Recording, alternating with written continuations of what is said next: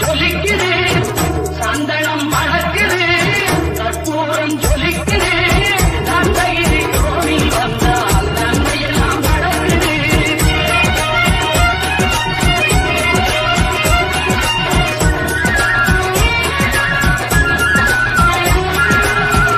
நித்தமும் பாலிலே நீராட்டுவோம், பச்சை நிறத்திலே பட்டா